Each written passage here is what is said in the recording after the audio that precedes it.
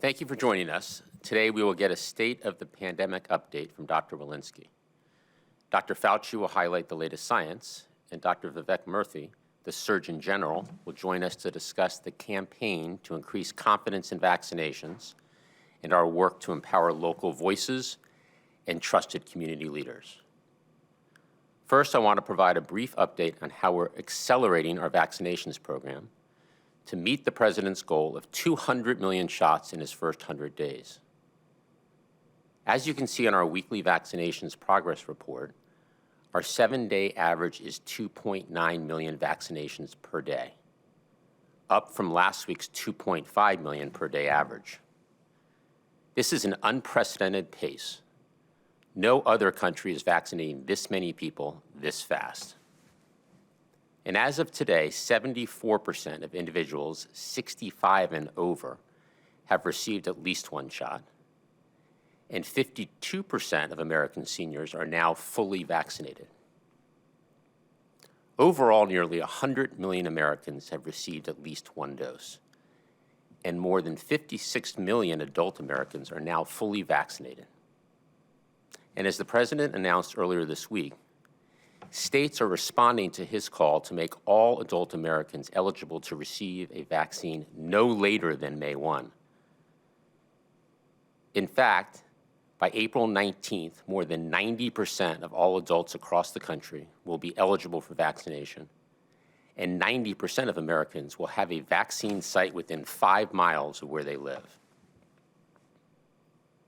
On vaccine supply, this week, a total of more than 33 million doses went out to states, tribes, and territories, and through the federal channels, including pharmacies and community health centers. This is a record level of weekly vaccine supply. I do want to address the recent issues at the manufacturing plant in Baltimore that is working for Johnson & Johnson to produce their vaccine substance.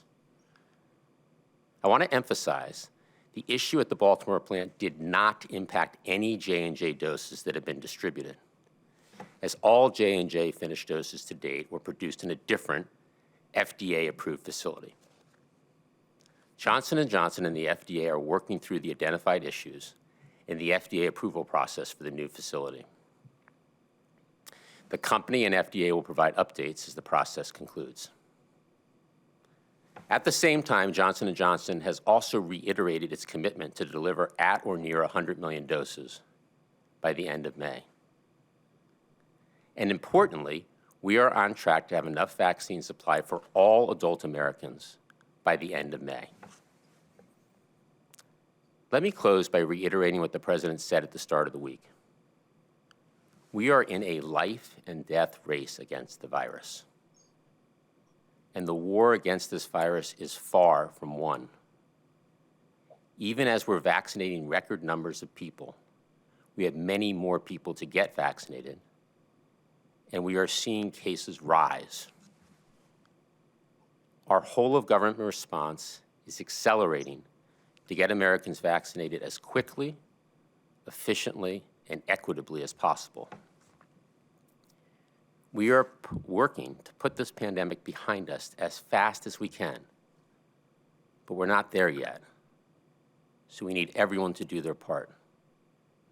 That's why the President called on every governor, mayor, and local leader to maintain or reinstate mask mandates. To be clear, as our vaccination efforts move forward, we need everyone to follow the science and listen to the experts. Wear a mask, socially distance, and get vaccinated when it's your turn. And with that, let me turn it over to Dr. Walensky. Thank you, Jeff, and good morning, everyone. I want to start today by reiterating with an update of our vaccination efforts. We are now vaccinating close to 3 million people a day. Nearly 40% of all adults in the United States have received at least one dose of the vaccine, and more than 1 in 5 adults is now fully vaccinated. It is truly inspiring for me to see many Americans embracing vaccination. We know that the massive scale-up of vaccination is the key to protecting the American people and to inching us closer to our regular lives. As more people get vaccinated, we at CDC have the responsibility to provide you with science-based recommendations on the activities that can safely resume. In early March, CDC issued its initial guidance on what activities are safer for fully vaccinated people. And remember, fully vaccinated is defined as 2 weeks after receiving the single-dose vaccine or 2 weeks after receiving the second dose of the 2-dose vaccines. When we released the guidance in early March, I emphasized that the science and evidence were rapidly evolving and that we would update our guidance as new evidence emerged. We now have several newly released studies documenting the real-world effectiveness of COVID-19 vaccines. So today, we are releasing an update to our guidance for fully vaccinated people. Specifically, the new guidance today speaks to travel. We state that fully vaccinated people can resume travel at low risk to themselves. For domestic travel, fully vaccinated people do not need to get a COVID-19 test before or after travel and do not need to self-quarantine after travel. For example, fully vaccinated grandparents can fly to visit their healthy grandkids without getting a COVID-19 test or self-quarantining, provided they follow the other recommended prevention measures while traveling.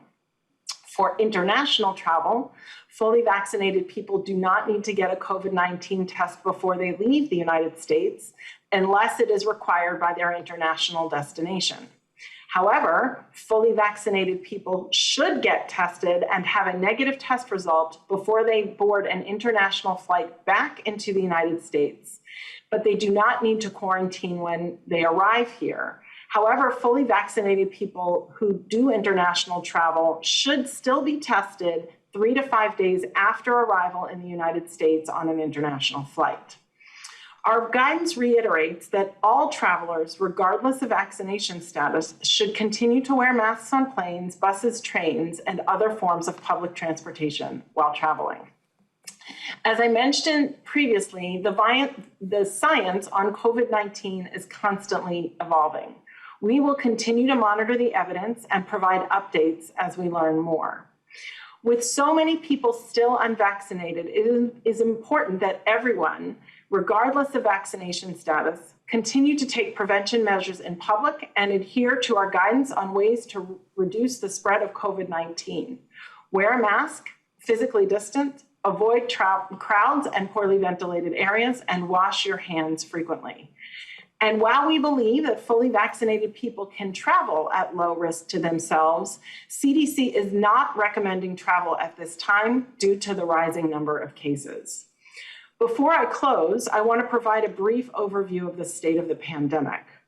CDC's most recent data show the 7-day average of new cases is now slightly above 62,000 cases per day, a continued increase over the 7-day period.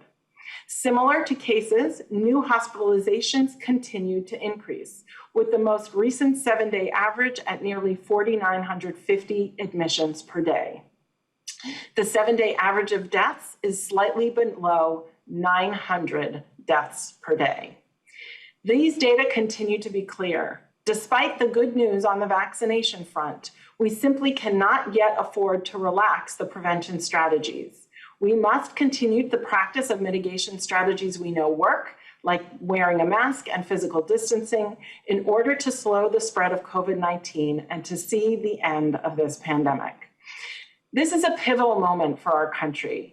As I said before, we are taking unprecedented actions to vaccinate the public as quickly as possible, and millions are being vaccinated each and every day. We are better equipped than ever before to take on these serious challenges, but we must remain vigilant. Finally, I want to briefly follow up on a question I received on Wednesday from Sikan Akpan at New York Public Radio about the B.1.526 variant and its classification as a variant of interest rather than a variant of concern. I want to be clear that listing a variant as one of interest rather than a variant of concern does not mean we are not prioritizing the variant or that the variant is not important for us to carefully follow. Rather, it means that we are still working to understand the variant, gather data on it, and determine its impact on medical therapies, disease severity, and transmissibility. As we are better able to characterize the variant, its classification may change based on those findings. In the case of B1526, the one most recently found frequently in New York, we continue to assess its prevalence regionally and nationally, its transmissibility, and to conduct studies to understand how its mutations, for example, its E484K substitution, impact therapeutic and antibody responses. Until those assessments are complete, it will remain a carefully followed variant of interest. I want to acknowledge today that providing guidance in the midst of a changing pandemic and its changing science is complex. On the one hand, we are telling you we are worried about rising cases, to wear a mask, and to avoid travel. Yet on the other hand, we are saying that if you are vaccinated, evolving data suggests that traveling is likely lower risk. The science shows us that getting fully vaccinated allows you to do more things safely, and it's important for us to provide that guidance, even in the context of rising cases. At the same time, we must balance this guidance with the fact that most Americans are not yet fully vaccinated, which is likely contributing to our rising cases. And that means we have to continue to reinforce messages about the critical importance of COVID-19 prevention measures. We all want to return to the things we love, getting more people vaccinated as quickly as possible and taking prevention measures to stop the spread of COVID-19 is the path out of this pandemic and back to our everyday activities. To help the public understand what actions to take depending on their vaccination status, we have placed updated information for consumers on the cdc.gov website. Thank you. I will now turn things over to Dr. Fauci. Thank you very much, Dr. Walensky. I'd like to just spend a couple of minutes extending what Dr. Walensky said about the real world effectiveness of the vaccine. If I could have the first slide. There have been a couple of things that have occurred over the last several days that are worthy of note. The recent MMWR from the CDC showed that the messenger RNA of both Moderna and Pfizer continues to show a 90% effectiveness in real world conditions of health workers. Also, there was a report from Pfizer about 100% protective in adolescents, as well as vaccine protection in adults up to 6 months. Next slide. This is the MMWR from the CDC, which, as I mentioned a moment ago, showed that for both the Pfizer and the Moderna, there's a durable efficacy of 90%. I want to point out in the yellow highlighted on the bottom of the slide, there were only 3 PCR confirmed infections that occurred in almost 79,000 person days with full immunization, which comes to 0.04 per 1,000 person days. This is extraordinary. When you do clinical trials, often the efficacy in the pristine conditions of a trial turn out to be better than the real world effectiveness. What we are seeing is effectiveness that's easily as good, if not better, than what we've seen with the efficacy. Next slide. In addition, in this slide here from Pfizer and BioNTech showed high efficacy up to 6 months. But I want to point out one aspect of this that is very interesting. Part of the study was done in South Africa. Although it was relatively small in size, they showed in the setting of the troublesome B1351 South African variant that there were 6 cases in the placebo and 0 in the vaccinated group, strongly suggesting the efficacy of the vaccines that we're using now against problematic variants. Next slide. With regard to adolescent populations, the goal obviously is to vaccinate the entire population. And children and adolescents make up about 22% of the population. And emerging data suggests that vaccination can prevent asymptomatic carriage. We're doing further studies to nail this down. Next slide. And then finally, what you see here is that in a study of adolescents, where we did a study most recently in which it was shown to be literally 100% efficacy, in which 18 cases of COVID-19 was seen in the placebo group, and again, no cases in the vaccine group. Currently, there are studies underway in children that go from 6 months to 11 years.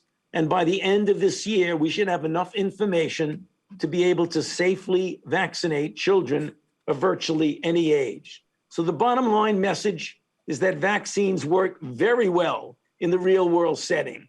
They work against variants, although we need further data to confirm that. They are durable for at least 6 months, and they work in adolescents. Very, very good reason for everyone to get vaccinated as soon as it becomes available to you. Back to you, Jeff. Actually, over to Dr. Murphy, please. Well, thank you so much, Jeff. And it's good to be with you, Dr. Fauci and Dr. Walensky again. And good to be with everyone who's joining us this morning. Yesterday, we announced the next phase of our public education campaign on COVID-19. And I want to provide you today with an update on these efforts and discuss our approach. Our COVID public education campaign has 3 goals. 1, provide information. We want to give the American people facts to slow the spread of COVID-19 and to protect themselves. 2, build trust. We need to help build confidence in the vaccines by making sure people get accurate scientific information from trusted sources. And 3, connect people to vaccines. We need to mobilize our communities across our country to increase awareness of how you can get the vaccine when it's your turn.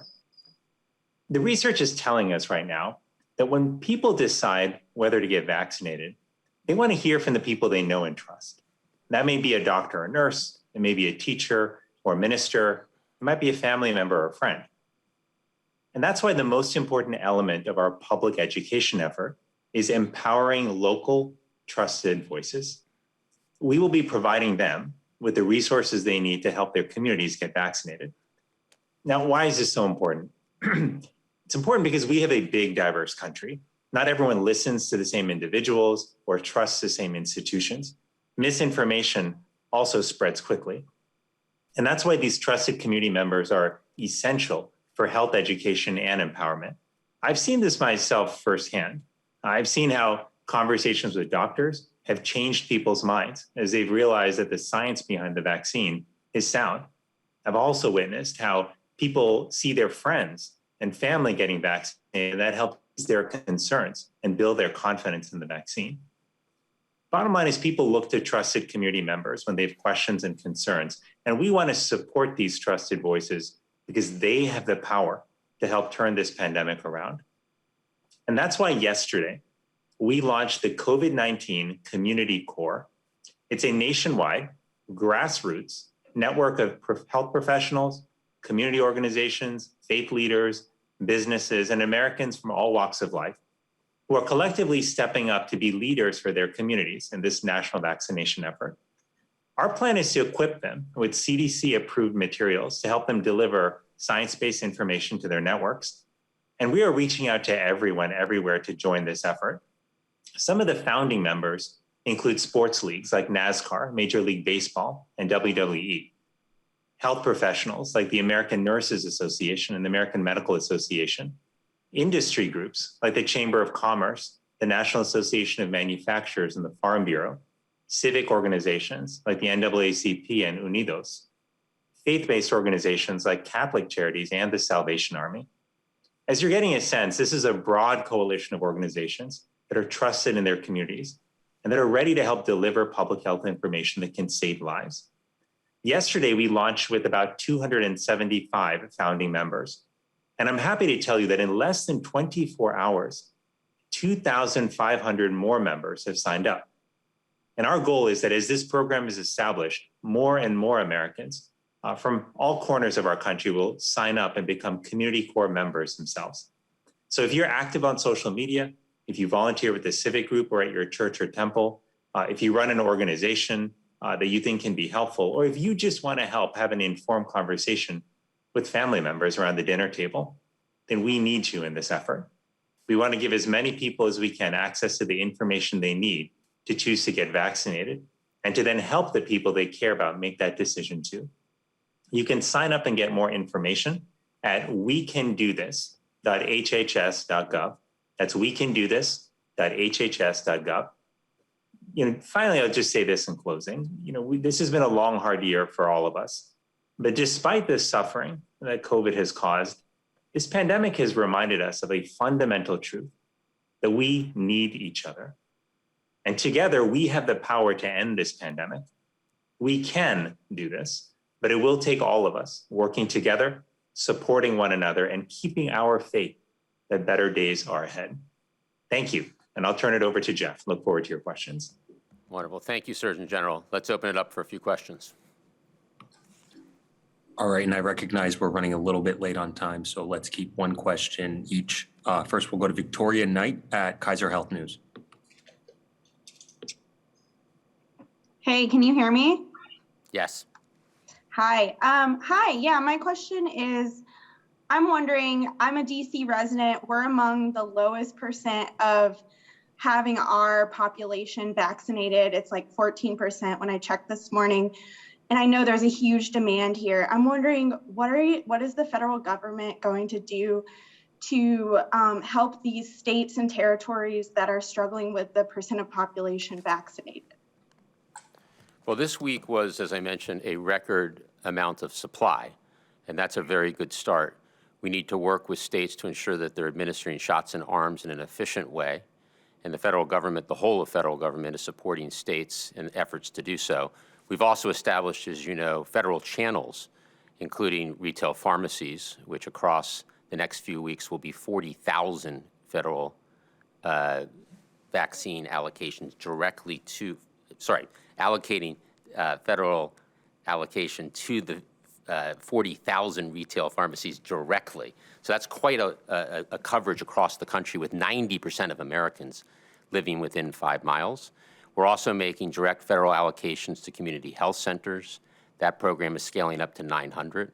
So we're doing everything we can, both through the federal channels and the state channels, to support efforts to take the increased supply and convert that into shots in arms. Next question. Stephanie Ebbs at ABC News. Thank you. I wanted to ask about the travel guidance. It addresses the low risk to fully vaccinated individuals, but what do we know about the risk to unvaccinated individuals who might also be traveling? And is that part of the tension Dr. Walensky discussed on the recommendation or the guidance that travel is safe for fully vaccinated individuals, but that you still don't want people engaging in non-essential travel at this time? Thank you for that question. Yes, we haven't changed our guidance for non-essential travel at all. We are not recommending travel at this time, especially for unvaccinated individuals. Our guidance on unvaccinated individuals really is to limit travel to only essential travel with masking, protective prevention strategies. And so our update on this is really only for those who are vaccinated, and that represents about 20% of the adult population. Next question. Jeff Mason, Reuters. Hi, thanks very much. A follow-up on the travel guidelines, and I want to just be clear that this is an honest question and not a gotcha question. Dr. Walensky, do you still feel a sense of impending doom? And if so, how do you square that with these new guidelines today? Thank you for that question. It's our responsibility at the CDC to look at the evolving evidence of what is lower risk to do when you are fully vaccinated. And that evolving evidence demonstrates that traveling would be a lower risk activity if you are fully vaccinated. And that was the reason for the update of the guidance. That said, we are at 64,000 new COVID cases today, and our numbers continue to increase. We had an increase of 8% today. I still continue to worry that with 80% of the population unvaccinated, that we have a lot of work to do to control this pandemic, which remains my concern. Brian Karam, Bulwark. Thank you very much. Two quick questions for Dr. Fauci. Number one, there's been reports that there have been thousands of cases of the B117 strain that in the United States that appear to be deadlier than the original strain. Is there any data to show that that particular strain or any other strain is as lethal or more lethal than the original strain? And then the second question is the question I get from everyone who isn't a reporter. Most of us on this call have covered this pandemic since the beginning. Many of us were in the White House briefing room, Dr. Fauci, when you first came out and talked to us. But there are many of those who continue to see that you've been vilified by certain members of Congress and that you're accused of causing a problem that you're trying to solve. And on a personal level, just a human response, how do you deal with that? Okay, so the first question about the 117, there seems to be little doubt that the 117 seems to transmit more efficiently from person to person. There is a suggestion that it also causes more severe disease. The proof of that is much more difficult than showing that it's more transmissible. So I would think from the reports we're seeing, it very likely could be a bit more serious, but it definitely is more transmissible. With regard to your second question, you know, it's really unfortunate that there is that degree of vilification of me. And I just think it's a reflection, you know, I guess of concern about what we're doing now compared to what was being done before. I tend to, you asked me how I deal with it. I deal with it by trying to the best of my ability to not pay attention to it. I have a very serious and important job now as the chief medical advisor on COVID-19 to President Biden. And I really want to use all my energy to focus on how, together with the medical team, which is an extraordinary team here, how I can be part of that team and function with value added. If I start worrying about the slings and the arrows that get thrown at me, it would be a distraction, and I tend to not want to be distracted. That's how I deal with it. Next question. Last question, we'll go to Josh Wingrove at Bloomberg. Thank you again for taking the call. Dr. Walensky, I believe you just said that the CDC is not recommending non-essential travel even for vaccinated people. Andy Slavitt tweeted something similar. The written report doesn't say that. Can you just clarify, should fully vaccinated people be doing non-essential travel or not? Or is it just unvaccinated or partially vaccinated people that should be avoiding that? And Jeff, can you just clarify on Johnson & Johnson? They said 24 million doses in April. Would you have expected that number to be higher if Emergent had been approved rather than have these issues at its plant? Thank you. Yeah, so I would say generally, we know that travel was up from the month of March, more so than it had been since the beginning of this pandemic. We know that right now we have a surging number of cases. I would advocate against general travel overall. Our guidance is silent on recommending or not recommending fully vaccinated people travel. Our guidance speaks to the safety of doing so. If you are vaccinated, it is lower at risk. On Johnson & Johnson, as you know, Josh, they delivered 20 million doses by the end of March. The company has committed to 24 million by the end of April, and importantly, to be at or near the 100 million by the end of May. We've seen with all of the vaccine manufacturers, meaning Moderna and Pfizer, a ramp up across time. So Moderna and Pfizer are now in a steady cadence week to week. That's not something that Johnson & Johnson has yet achieved. So 20 million delivered to date, 24 million is the target that the company has committed to for April. Most importantly, the company is committed to being at or near 100 million doses by the end of May.